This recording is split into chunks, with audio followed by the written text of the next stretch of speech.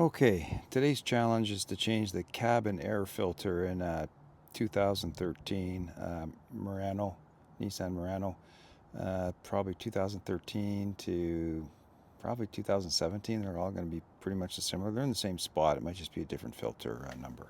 At any rate, it's down here. They talk about having to take this panel out. You don't have to take this panel out, but it does get tricky. So I'm going to show you where it is.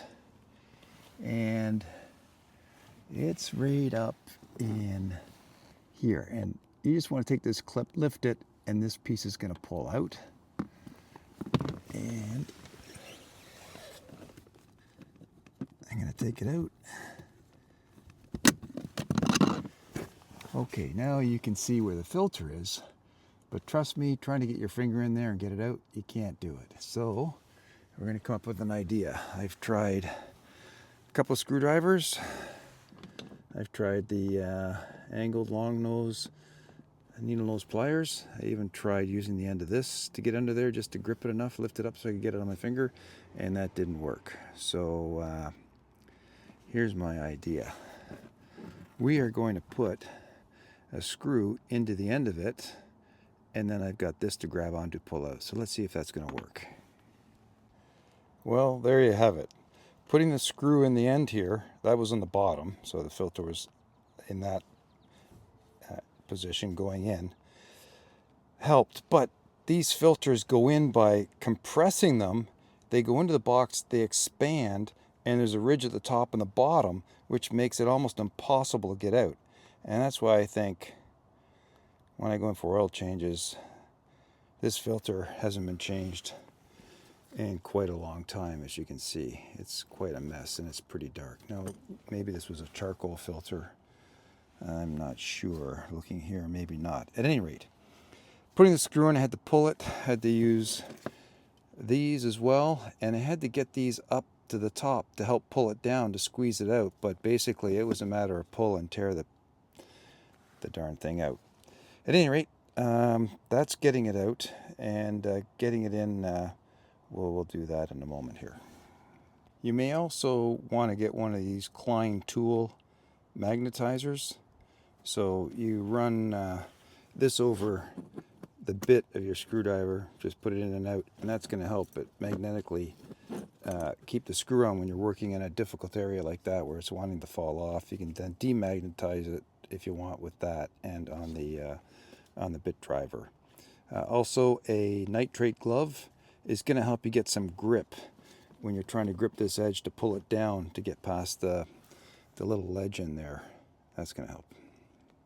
Okay, now that we've got the filter out, it's probably worth trying to get your camera up in there to see if there's any leaves caught in that chamber, because you don't want that. So this air box, you can see all the leaves and garbage in the bottom there.